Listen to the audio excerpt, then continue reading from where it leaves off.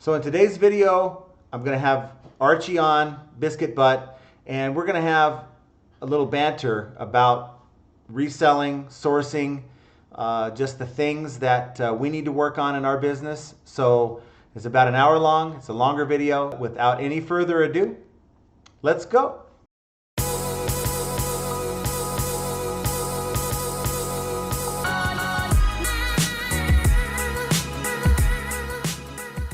Welcome back to the channel. This is John from Flippin' Ain't Easy, and as you can see, I have my buddy Biscuitbutt, Archie, and we're going to have a conversation about what we do. You know, we are full-time eBay resellers.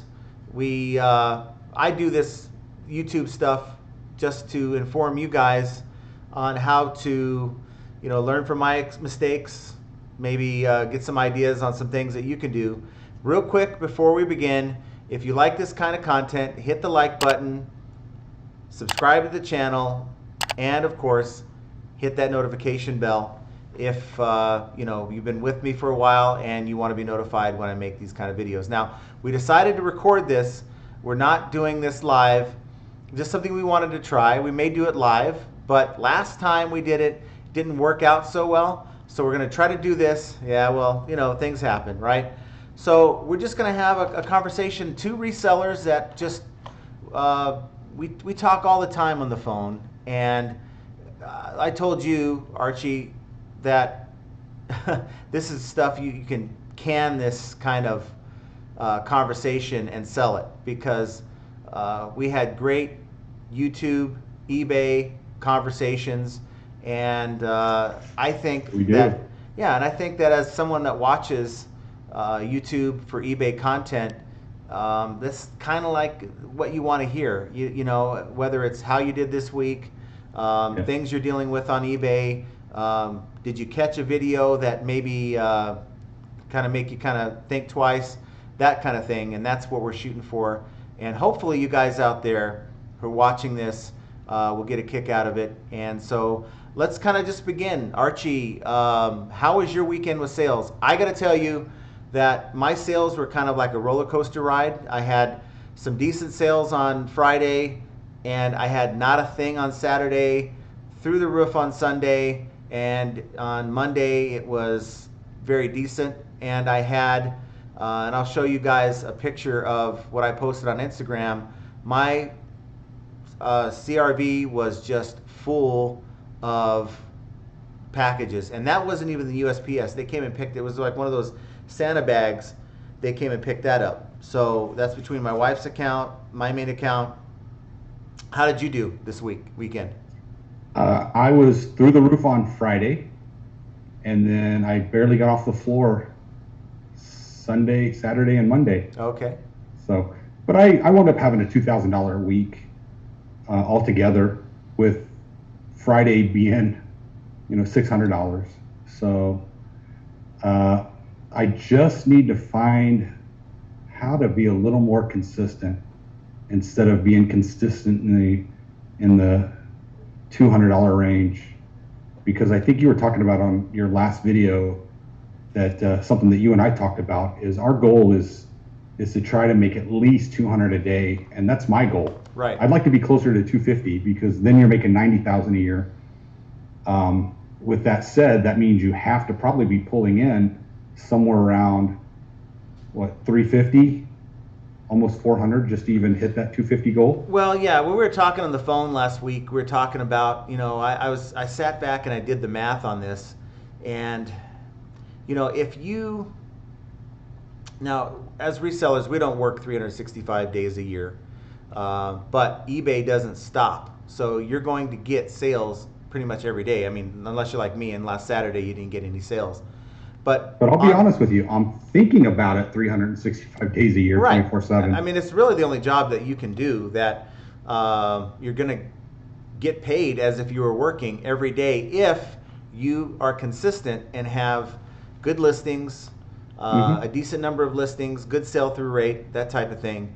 And for me, I want to average a certain amount of money. So if we take 365 days a year, we say, let's make a $200 profit. That's after your eBay fees, after your shipping, after your other costs that are associated with the cost of goods, you're looking at over $70,000. And that's if you're taking home $200 a day profit by 365 days a year.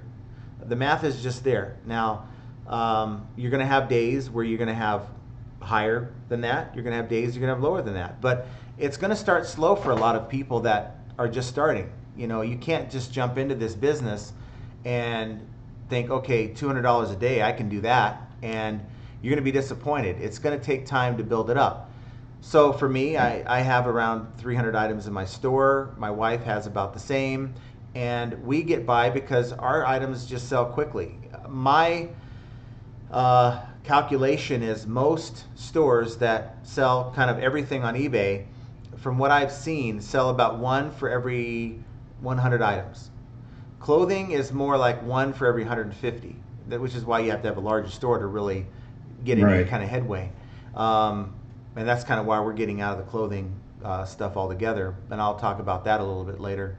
But see, I hover around 160 to 170 items in my store, and it seems like I just can't get over that 170. But it's also because, you know, I list to that, and then it seems like overnight I'll sell usually about 5 to 6 items, and then the next day I get up, I'll list about 10 to 15 more items, and it just seems like I hover.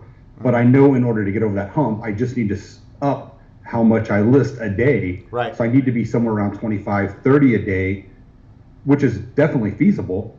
Right. But so what's your day? Otherwise, I'm just going to hover around that 170, and that's not what I want to do. I mean, that's not how I'm going to get to 250 profit a day. So what's your day look like? You get up, you do your shipping.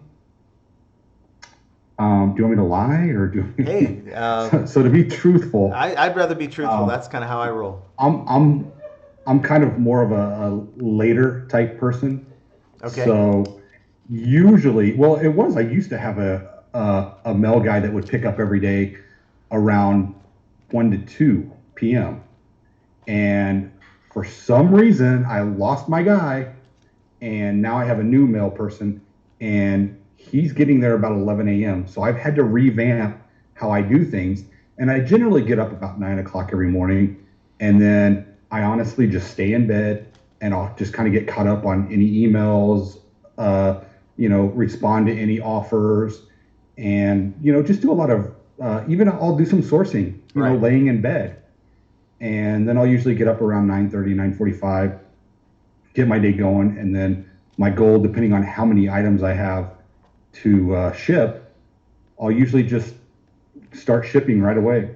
So, I'm not trying to put you on the spot at all. This is good conversation. What do you think holds you back from maybe getting to that 15, 20 item mark? Being home, the distractions. It's just so convenient for me to just stop what I'm doing and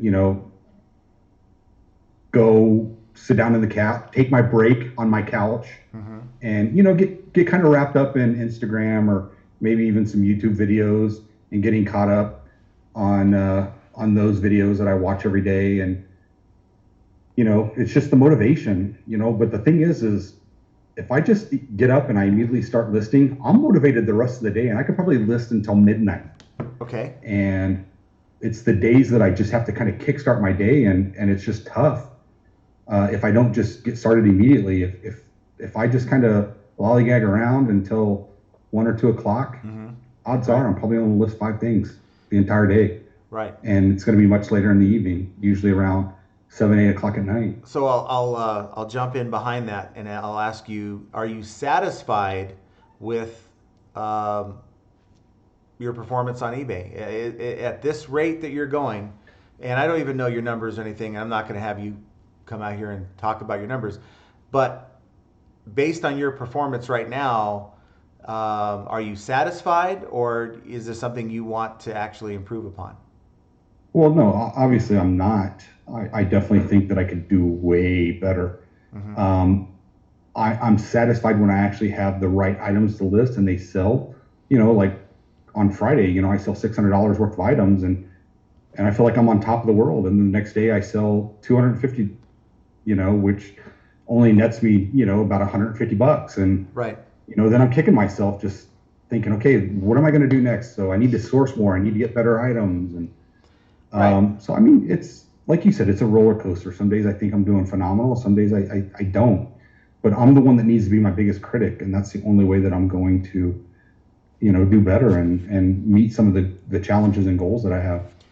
So, I agree, and I only mention this is because I think a lot of people out there, I think a lot of you guys watching right now, um, have a lot of the same motivational issues that we have. And for me, I'll get up in the morning and I'll come down, do any of my residual shipping. I try to get all my shipping done the night before, but like Monday night, I had so many large items and it was just a pain. I saved about 4 or 5 for Tuesday morning, and I got that done, and I just started my process. Now my process is to go out and to start going through the stuff that I have to resell.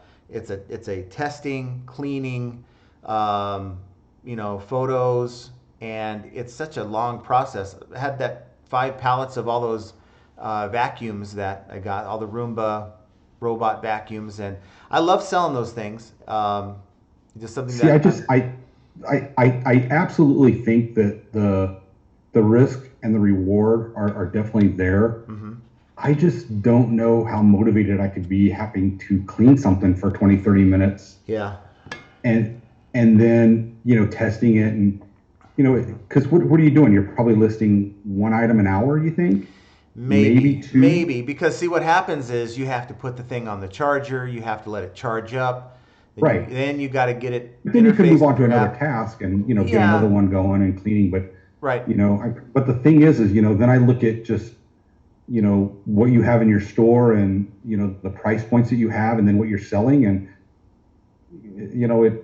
it's encourageable. I mean, it's Yeah, something that I wouldn't mind tapping into, but, right now I like just the smaller items that, hmm even though they're from liquidation, like earphones, you can just test those oh real yeah, quick. oh yeah, Most of them are already charged and you just have to, connect it with Bluetooth and then see if they work and then they do. And then you just take pictures, and right now I can probably get anywhere between 5 and 7 items listed an hour okay, that way. But again, it's lower price points.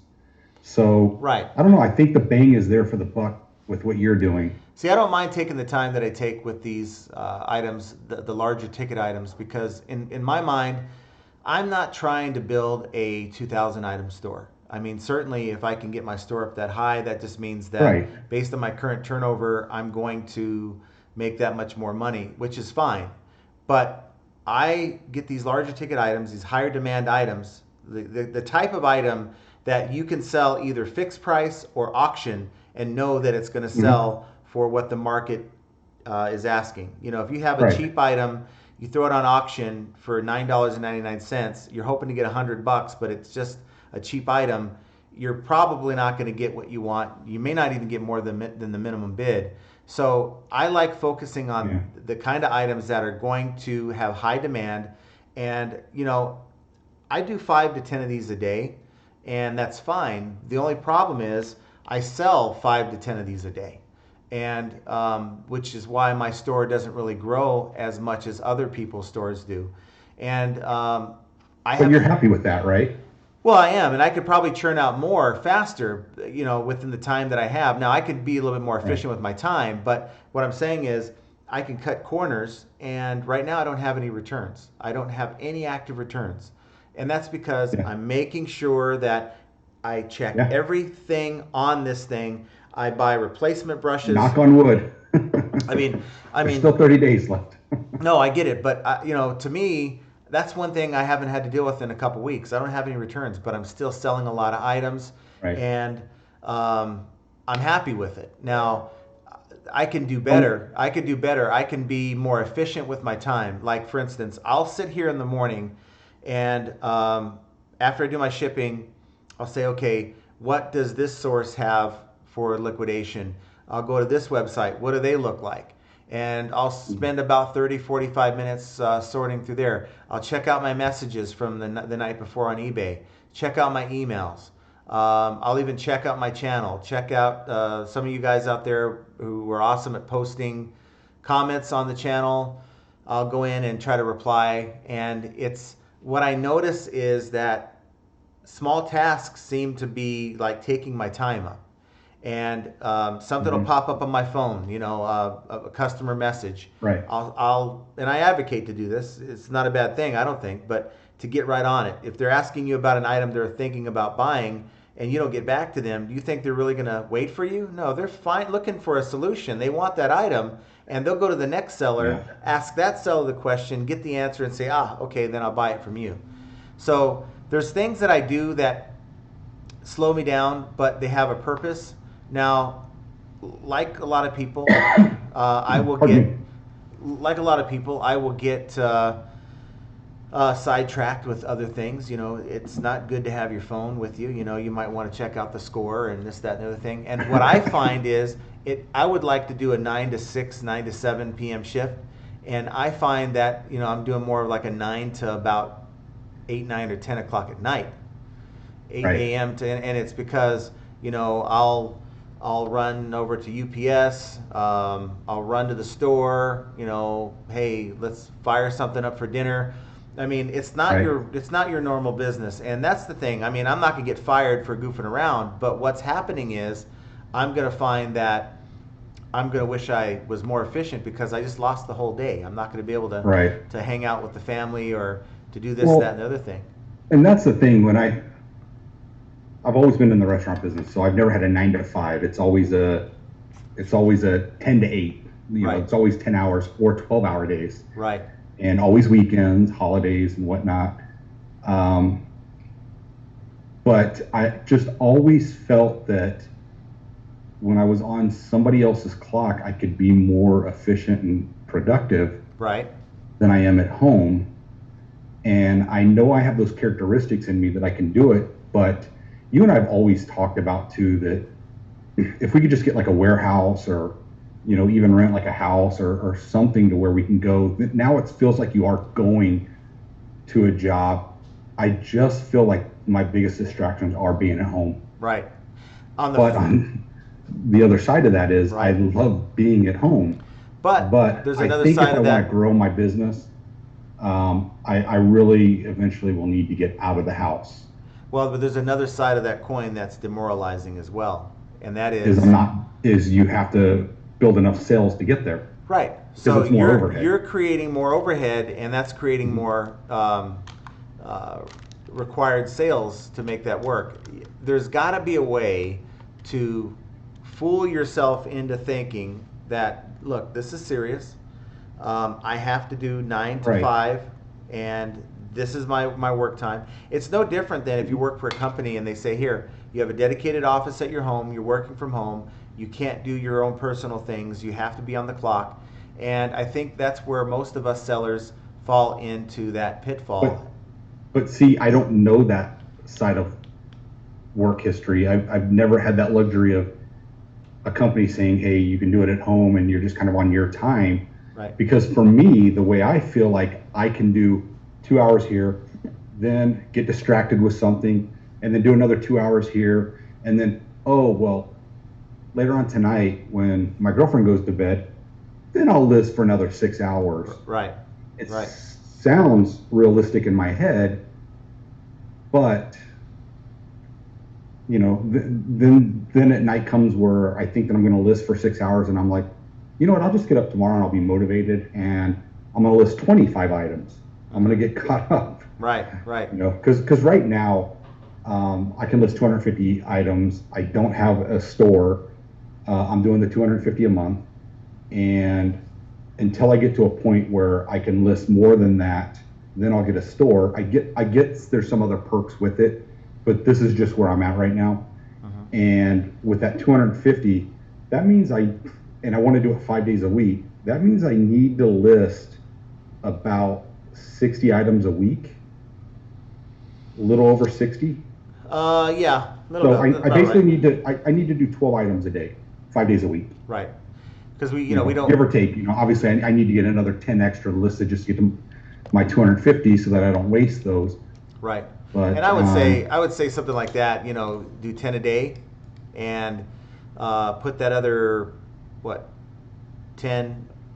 Put maybe like, just do it on a weekend. well, do a couple extra per day and launch those over the weekend, and then that way you have them saved as drafts and you're not doing the work, that kind of thing. You know, I agree with what you're saying, because I go ahead. I was going to say, getting back to, where I eventually want to get to, where, I maybe can get like a warehouse or somewhere where I can go to actually do my listing. I know that I have to reach certain goals to get there. Right. And I obviously need to increase my business. Right.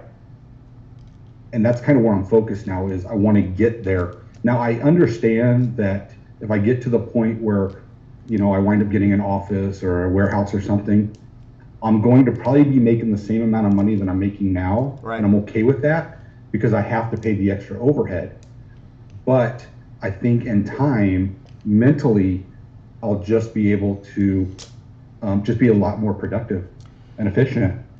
Well, and see, this is where I guess maybe I disagree, in that I would only want to jump to that level if I knew that I was growing. For instance, I'm making, let's say I'm making 10,000 in sales on a particular store, and I know that I'm maxed out where I'm at, and I know that the only way I'm going to grow that number is if I go to a facility like maybe a storage unit with power, that type of thing, but maybe a little small warehouse, that sort of thing, where I can buy larger quantities. Right now I'm limited to about 3-4 pallets max that I can kind of deal with until I move that inventory. But a small little warehouse, you can get a truckload in there, and then I've even thought about that, because I have a 10 by 30 unit, storage unit, and there's no power in there. Right. But I can get a little generator so that I can at least get some power for lighting, and then obviously here in Vegas, how hot it gets. Right. I would definitely need to get enough so that I could maybe put in like a portable AC unit. Yeah. Which, it's definitely feasible. And I'd even talked with the storage place that I rent from about getting a unit that's across from the one that I have, because it's vacant. Right. And I thought about, and that one's only, I think it was a 5 by 10, which would be perfect just to kind of make that like a listing, shipping, right, whatnot, area. And I don't know. I mean, I have thought about that too, but at what point am I going to get tired of going to a storage unit every day to do all that? Right. At what time is it going to feel like that job that you hated back in the day, and now you're tied into a lease agreement with wherever you're at, and you have that extra expense? For me, I just really think it's a mistake to jump into that until you are 100% sure that. No, I agree. Right now, absolutely. I gotta tell you, if I was to make that decision for myself, I think it would be a mistake right now. Now, that's not to say that's not a goal of mine, but I need to get my ship righted, and I really think that starts with really fixing the flaws that I have in my work ethic. Right. And we fall into this trap as we're entrepreneurs, right? We make our own living, we're our own boss, that sort of thing. And I saw a post, someone said, well, you're a reseller doesn't make you an entrepreneur. Well, it actually does. If you're able to, on your own, go in and pay your bills. And I know I made a video that said, you're not really an entrepreneur, but it's in the sense of you're making it happen. If you are not able to make this work, you need to go get a job. You really shouldn't be reselling. But if you're able to do it full time, then you really right now you and I both can do better as far as what we're doing right now. And so those are the hurdles we have to. Those are the personal flaws that we have to fix. The holes, I call them leaks. And I think there's a lot of you guys out there that fall into that same category where you have these leaks, and it's it's a fun, I almost want to say fantasy, to think that you are going to really succeed in this business if you have the mentality that, hey, I'm my own boss. I can do what I want, how I want, when I want, and when at the end of the day you put 2 hours into it. And you have to have that mentality. And I've got to do better. And I have yet to meet anyone that has that mastered. I'm sure there's some of you out there that have, and are probably kind of laughing at us, but this channel is about being real. It's about most of you out there are dealing with real situations, a real life where you have to put food on the table, and maybe you're in between jobs, or maybe trying to figure out if this is something that you want to do for your job. And I'm sure that we're speaking to you people out there when we say that there's a lot of things to struggle with when you're dealing with this business, and you're not alone out there. We're with you. We're struggling with you. And it's up to Archie to fix whatever he has going on. It's up to me to fix whatever I have going on, because these are unique to us, and it's up to you to fix what you guys have going on. And hopefully this will give you guys some motivation to think that maybe it can be done. Maybe you're thinking about not selling anymore, especially right now. It's going to get slow. It's going to get, now for some of you out there, put them down below. But for some of you guys out there, going to put some in the comments saying, hey, it doesn't get slow for me. You know what? Awesome. Whatever you're selling, keep selling it. Keep doing what you do. There's about 75% of us, though, who are affected by the summer slowdown. And, I think you kind of have to put in double the work, or even build up your store. When those items aren't selling, all you're doing is you're building up your store so that when things pick up in the fall, those items will be ready to sell. What do you think?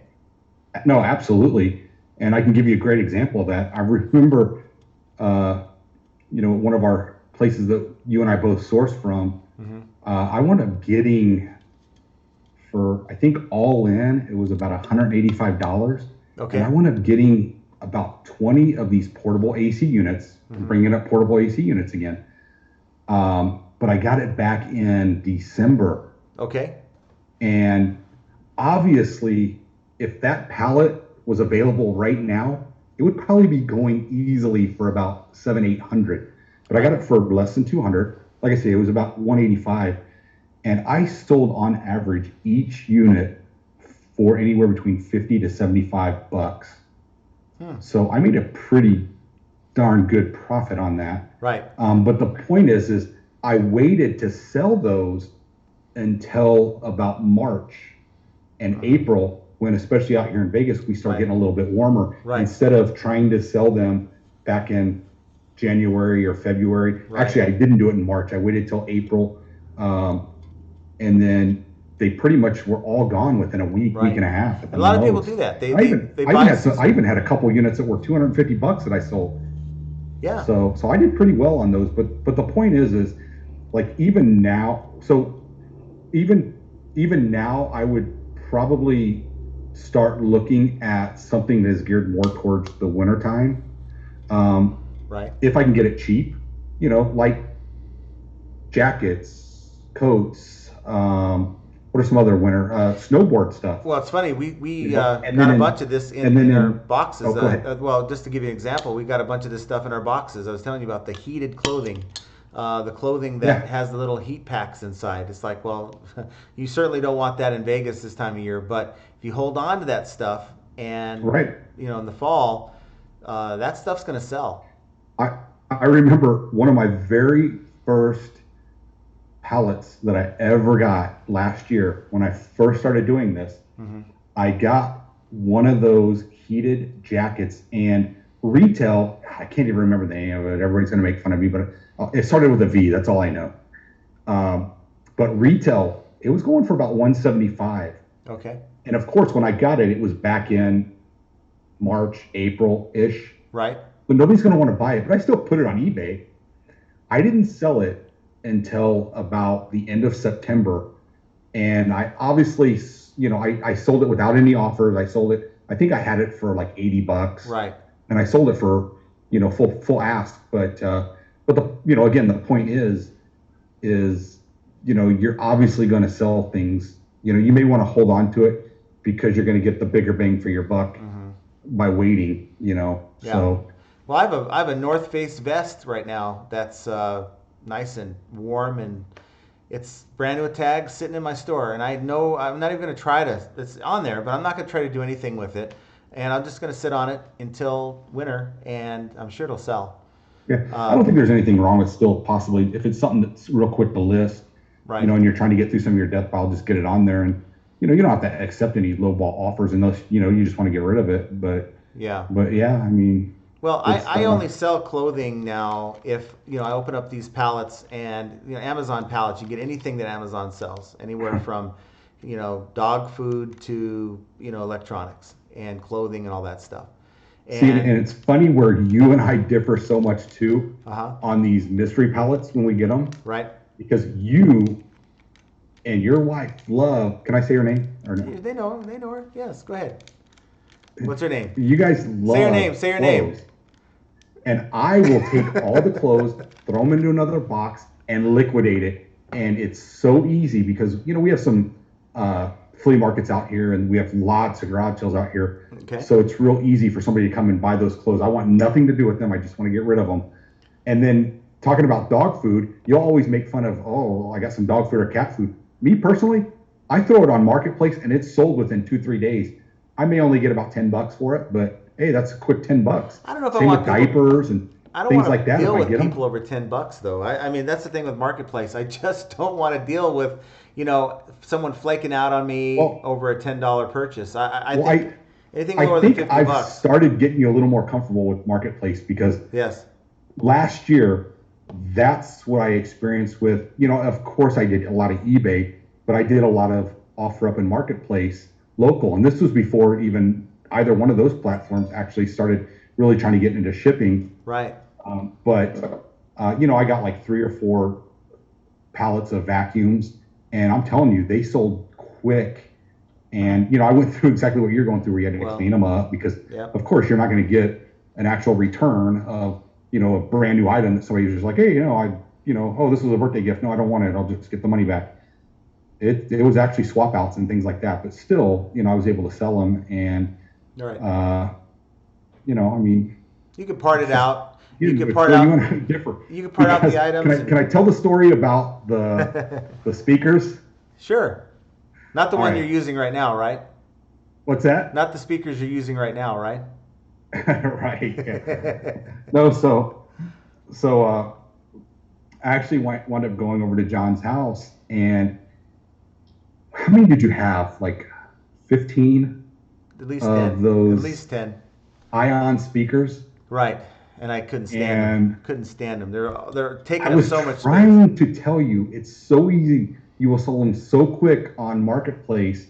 Just put a $50 price tag on it, and they'll sell like that. And you're like, nope, want nothing to do with it. I'm like, okay, well, throw me a number, and I'll take them off your hands.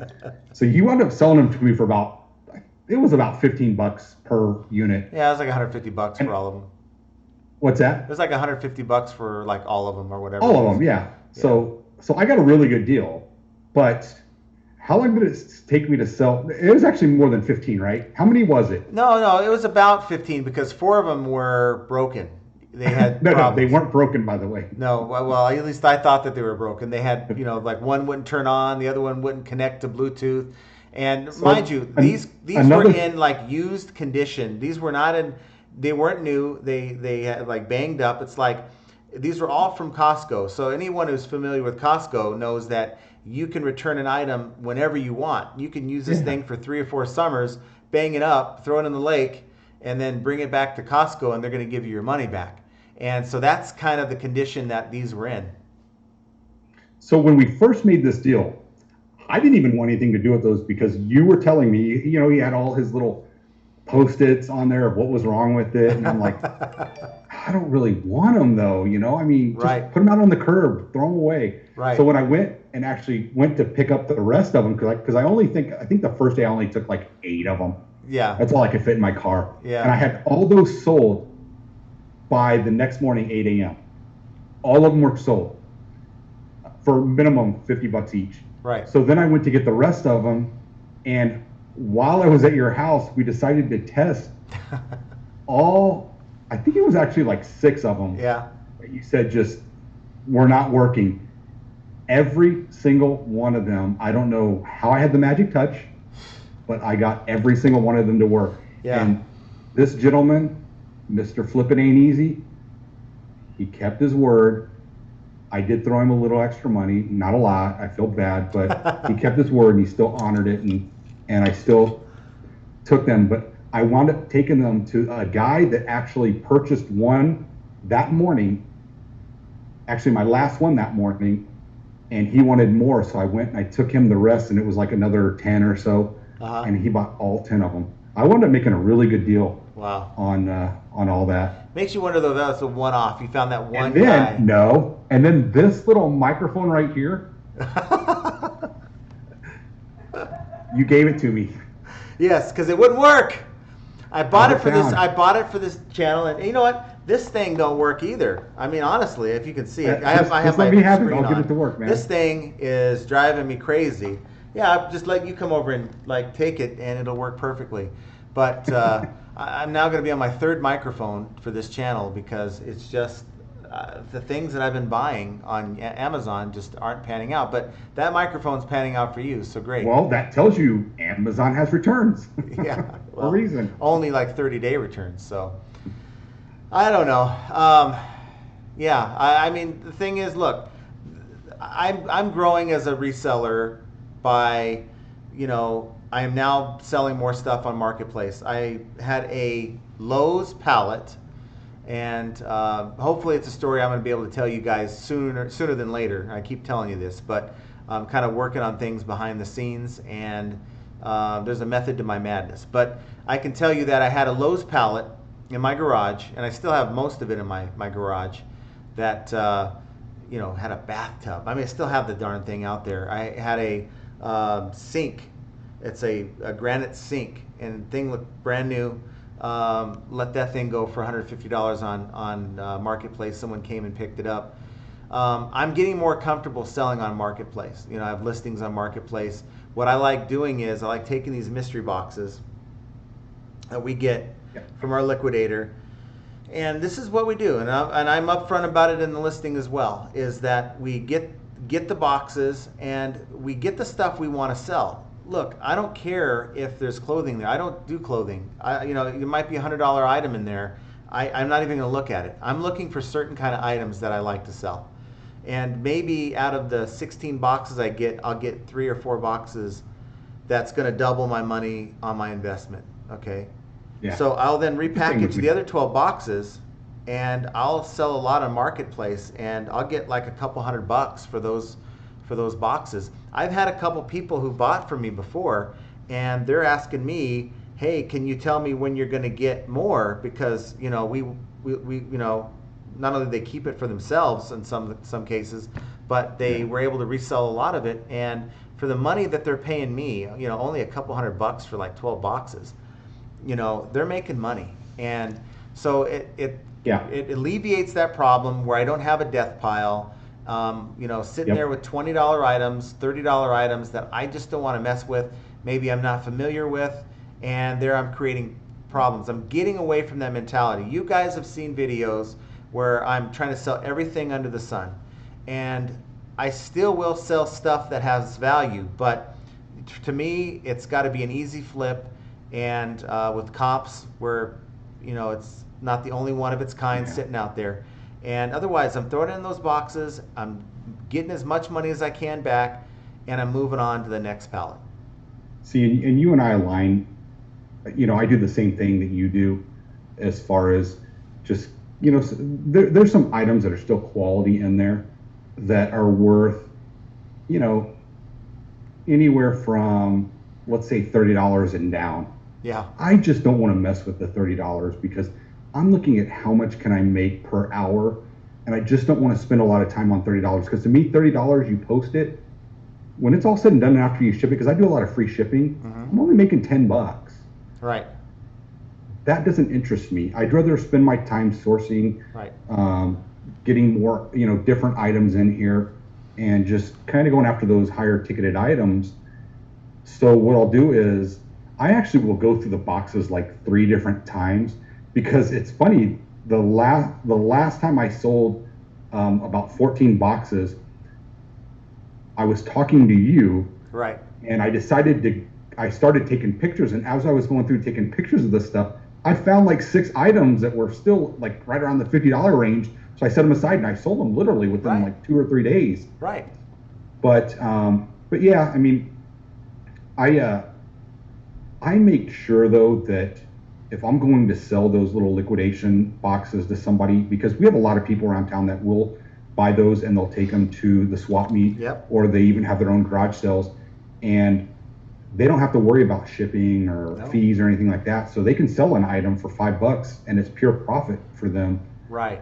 And you know, you and I have even bounced customers off each other that have bought from me, and then I send them to you because I don't have enough. But I guess the point that I'm getting at is it's important that we're still making sure there's good quality things in those boxes. Exactly. Because I have had repeat customers that have come to me to buy stuff, you know, liquidation from me. Right. And so have you. And you know, and you're going to be sending somebody my way. And again, you know, it's about just making sure that we're running a reputable business. Right. Which I hope this segues into the other thing you wanted to talk about. Well, real quick, the guy you sent over to me, you know, he came and picked up the boxes. The first thing I did, you know, is he had the money in hand. I said, well, wait, you know, I cracked open the first box and kind of let him look through the box, and he's like, you know, that we're good, you know. So he didn't want to look at mine either. And you know, again, I made him. These people have contact with us on Facebook Marketplace through the Messenger. They could come back to us and say, hey, dude, you screwed me on this pallet of boxes. And that's never happened. You know, they're getting such a great deal. And one guy came over and bought 20 boxes from me, and I think I gave him a deal at like $10 a box. I was really just trying to move it. And he said, you know, look, I'm only going this low, taking a chance because I got messed over last time I bought these boxes. So, you know, it's sad that there's people out there who will, you know, I'll go through these boxes. I mean, I see something that's broken, I'll throw it out of there. You know, liquidation. Exactly. You know, I'm the same way. Yeah, I don't want that kind of stuff in there. And the misconception that people have about liquidation, because I see it all the time in the remarks, is that, you know, it's trash. You know, and it's really not. You know, the mindset is, well, there's a reason why they returned it. Well, that's there is a reason why they returned it. I don't like it as good as the one I already have. Maybe it's not what I thought it was. Maybe it's not what I wanted. Maybe it doesn't work the way I thought it did, or maybe it's too complicated. I don't know how to work this device, and they send it back. Like people buy stuff for their guns, and like a guy bought a thing for his gun for me as like a sight. And he had to return it because he bought the wrong one for his gun. It doesn't fit. You know, you get that kind of thing. Well, and so the misconception is that we're dealing with garbage, and it's really not. 70% of this stuff is pretty good stuff. No, absolutely. And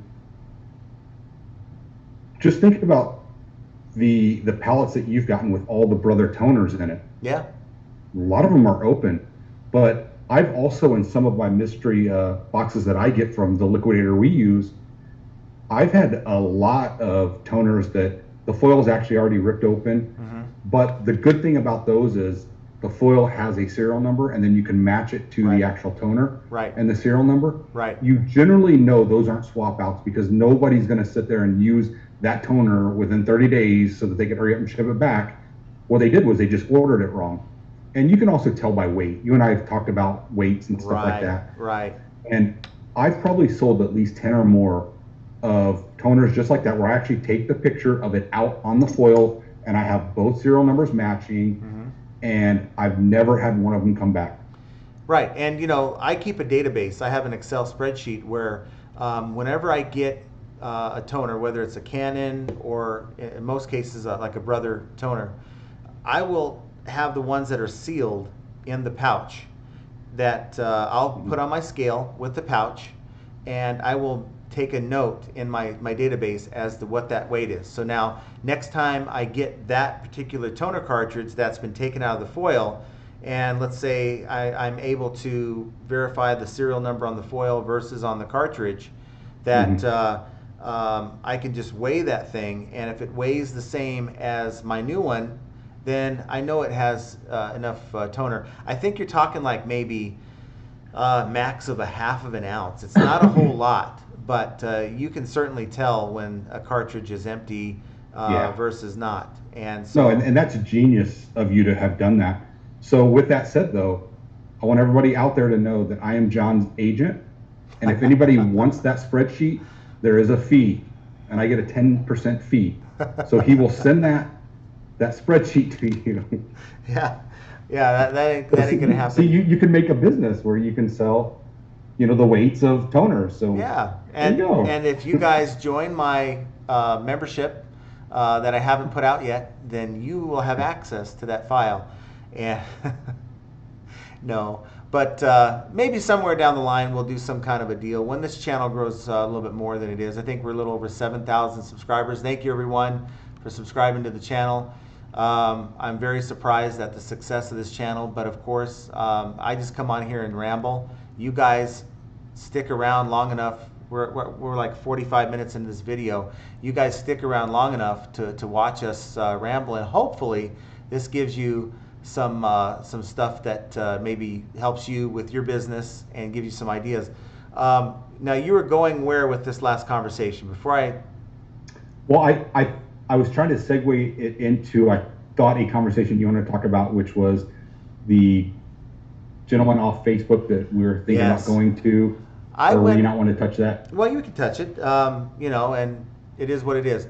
Okay. Well, I think I'm a little more skeptical than you are. Well, I'm not so skeptical. I mean, I don't think it's a home run at all. I think it's probably going to be one of those dry runs. But, this business that we're in, it really, I mean, you could do it on an island. You could do it where you never take chances, though. I mean, you could do it where you never interact with another soul other than your source or your customer, and that's all you do. But you're kind of locked into that sourcing. If something ever goes wrong with that source, or let's say that source doesn't provide you the same kind of items that you're used to sourcing, then you find yourself in a pickle. So it's always a good idea to try to find multiple sources so you don't have all your eggs in one basket. So I'm on Marketplace, Facebook Marketplace, and I'm subscribed to like at least 20 different groups in the Las Vegas area. And there's one guy, he has this pallet saying $99 pallets, right? And people are on there just bad mouthing the guy. And he may be a scammer or he might be legitimate, right? But I think I have enough experience to know that. So I contacted the guy and I said, hey, do you have a shop? I'd like to come check out your pallets. Are these organic returns? Have you gone through them? And this guy starts trying to tell me he can sell me mouse traps and all kinds of stuff. And it's like, no, I don't source that kind of stuff. I just want to see what you got. And he told me to come between 2 and 8, and that's where we're going to shoot down there and check them out. But, $99 pallet, yeah, it might be trash, but at least you never know. This guy might have a gold mine. He may not really understand the value of what he has. Maybe he understands the value of certain items, but doesn't understand the value of others that he might have. I think this guy's buying truckloads of Amazon returns, and he's just trying to move the merchandise. And for those kind of sellers, it doesn't do them, if they're trying to do a quick flip, they're not going to jump into every item. You're talking 1,000 items that might be in that truckload. They don't have the kind of time to go in and check each pallet. They're just, look, I got this truckload at, say, $10,000. I'm trying to make 20, and this is how I'm going to do it. Some of the pallets that don't look too great, I'll use it as a loss leader and get you in here, and I'll have it at 99 bucks. Car dealerships do it all the time. They have that one car at this price. You get in there, that car is maybe sold, or it could still be there, but the other cars are at regular price. But I'm looking at all the options to see what kind of deals this guy has, what his regular prices are. It means that 90% of the time I'm not going to buy from people like this. But if I meet that one person, one out of every 10 times that is like a really good source and I can cherry pick what I want, maybe they'll let me do that. Hey, I want these kind of items. If you have it, set it aside and I'll give you X, Y, and Z. That's the kind of relationships that I'm looking for. No, and I agree. I mean, it's not going to take anything just to, take an hour out of our day just to go check it out. I mean, he's either going to be a hero or a zero, you know, and if he's a hero, then it's a great contact. It's a great, you know, somebody that we network with, and it could be a new sourcing tool for both of us. Yeah. But I think the funniest thing, I don't know if you read some more of the comments that was on his post. No. But some kid wrote, "Hey, if I come by a pallet and it's something that you went through and it's all just garbage and broken stuff, can I kick your ass?" And he goes, "Absolutely. If you come and buy something and it's garbage, you can kick my ass. Here's my address." And he gave it. I mean, that guy's probably a black belt. Right now, the guy is he's a genius when it comes to marketing. Yeah, he's probably a black belt. So he's like, yeah, you can come try to kick my ass. Yeah, he probably is. But, yeah. No, I mean, yeah. So we're definitely, you know, I think we should definitely need to go and check it out. Yeah, because you're right. I mean, I'm going to keep doing that. And, you know, my biggest thing here, my biggest problem is I know how to source. I have my 40/40 model. I'm not going to put the link up above. You guys know how to find those videos. But I know how to source. I know how to deal with even stuff that doesn't have a listed MSRP. You just break out your phone and start checking out and see what the comps go for. That's never been my problem. My problem is the access to the various sources. I mean, other than the mainstream ones we all know about, you can do a Google search and find out. I want something that's local where I can go and say, look, I'll make you a deal. You know, these places that we deal with mainstream, you're bidding against other people. There is no deal, right? I want to be able to say to this guy, look, I'll buy 5 pallets at this price, and he'll be more motivated to sell to me because I'm willing to take that much merchandise off of him. Right. And he can work a deal knowing his numbers. These guys that sell on like liquidation.com, these people who sell these pallets, they get them for pennies on the dollar. And you're buying it for 20 cents on the dollar. They're making a lot of money. And, you know, all this guy has to do is take, you know, he's buying it for 5 cents on the dollar. All he's got to do is make 10 cents on the dollar. I'm still getting it for 10% MSRP, which is right where my sweet spot is. So we're both happy. That's kind of what kind of relationship I'm looking for. We're the middleman. Right. And, you know, even though it's this time of year is going to get slow, I'm going to build that store. I'm going to keep buying, keep listing. That's all I can really do. We are getting away from the Poshmark scene, the clothing scene. It's, you know, we were kind of gung-ho about it the end of last year. We went in and really tried, but I got to tell you, the market's so saturated.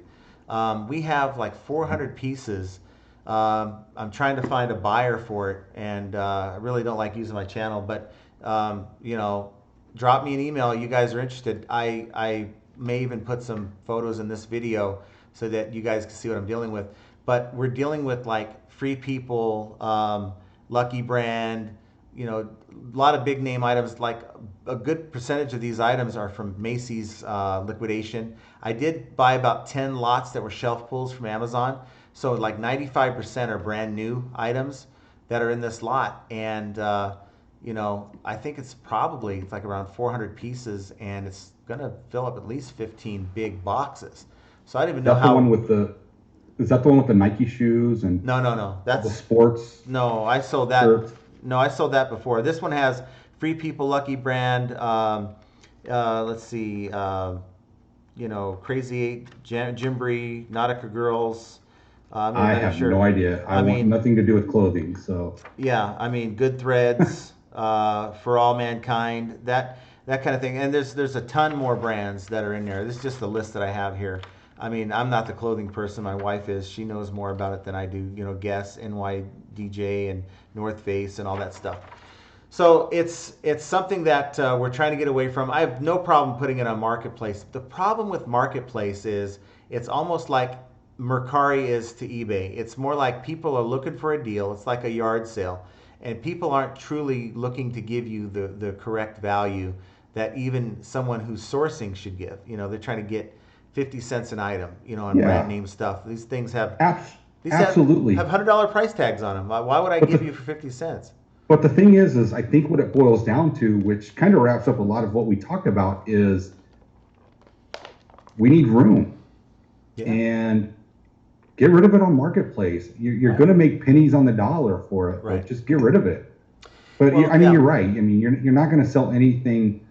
You're not even going to get 50% of what you actually would probably get off eBay on Marketplace locally. You're just not going to. Right. Because you're either selling to other resellers, or just really somebody that just doesn't want to go to the store and pay for it, so they're okay getting something secondhand and paying basically 10% of what it's really worth. Well, and plus there's that trust That's factor. reality. There's that trust factor. You buy something on eBay, you can send it back if your item not as described. How many people go on to Marketplace and know they have garbage and are panning it off as the next best thing next to sliced bread, and they get it home and they're disappointed, and now they can't get their money back. They have no recourse. So I get it. And that's why I'm kind of reaching out to. I've been reaching out to other people in the business who might have interest too. I think the biggest problem is, unless you're local, you're not going to want to buy a large lot of anything. I mean, something that's 15, 16 boxes. Can you imagine? That's going to be a pretty big expense. Well, that's the thing. If you're selling that many, you're selling it to another reseller that's going to want to get. Basically, if it's clothing, they probably want it for 50 cents each or less. No, that's a little low. In fact, I saw a video a couple months back. It was Rally Roots video, and they have a friend up in Pennsylvania who they bought T-shirts at $2 a shirt, and I think they bought like 1,000 shirts or whatever, and that was the negotiated rate, and they were happy. They were pleased with that. But those were more vintage T-shirts. No, they found. I saw they actually had a little of everything. It had like Star Wars. It had college teams. It's stuff people want. Yeah. I mean, people trust want me. Three people. I hope you get $2. I hope you get $2 a piece of clothing. Yeah. I mean, obviously you want the most that you can, but right. I mean, I just kind of circling back to what you said. You're absolute. If I was going to buy that from you, I'm going to want to buy it for $1 or less. I'm going to want to try and get 50 cents if I can. Right. So that I can resell it, and what I'm going to do is I'm going to take it to I'm not saying this is what I do. Right. But I'm going to take it to the flea market, or I'm going to take it to, my garage sale, and I'm going to flip it for $3 or $4 or $5. Well, you might. Then again, a lot of these have $100 tag. That doesn't mean anything really, but it does tell you that these do have some value. And the idea of us selling these on Poshmark for $5 and just kind of tying up our space, when I know they're more valuable than that. Right. It takes up too much time. Right. And maybe someone with a larger closet has more. See, this is the thing. On Poshmark, I think we only had like 400 items, whatever, 400 something odd items in there. And if you're not playing the Poshmark game, you're not in search, and this stuff is just going to sit there, unfortunately. The next person that has 2,000 items in their closet or more, they're sharing their items every day, multiple times a day. Those items do sell because people are seeing them. Versus our items, we're not playing the game, and they're not being seen. So it's not the case of that we're dealing with stuff that's low value here. It's just that we're not getting high visibility like other people might. So hopefully I can find that right reseller who gets that high visibility that will have no problem getting eyes on these products and make some money, at the same time willing to give us a fair price on these, because I just hate to give it away. It has some value. You know what I mean? Yep. So, I say, for me, I just want to get it out of my house, my storage unit, and if somebody comes and says, "Hey, will you take this for it?" Odds are I'll probably be like, "Yep, just take it." That's right. That's right. So we're running up to about an hour. This is kind of how long I wanted to make the video. I think we had a great conversation. Hopefully, you guys picked up on some things.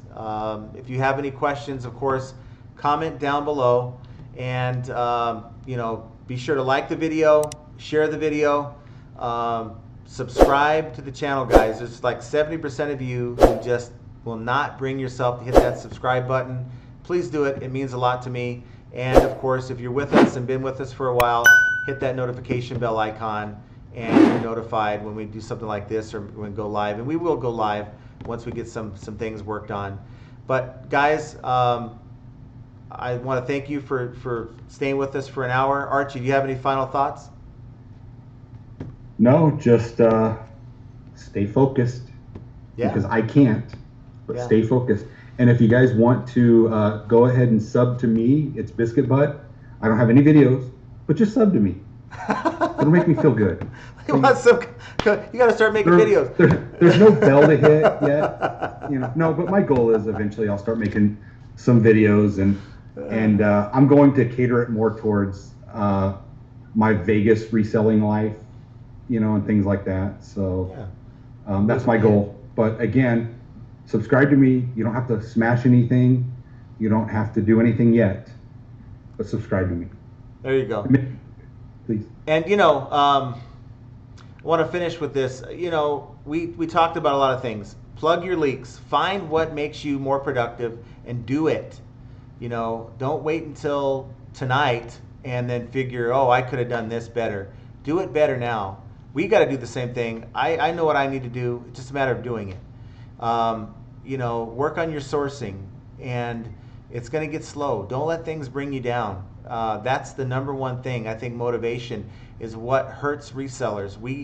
It's the sales that keep us going, but you got to understand, there's a lot of resellers that are going to be going through a slowdown. It's because everyone's out playing with their money. They're finally getting out. They can take the mask off, right? And they're not focused on being behind their computer shopping like they were the last year. It's going to get back when people get out of that vacation mode, people get back to good weather and get rid of that stupid thing. Things are going to improve for your business, and don't let that keep you down. Keep listing, keep selling, and know one thing, that flipping ain't easy. It ain't easy. And we will see you guys here in the next few days. Take care, everyone.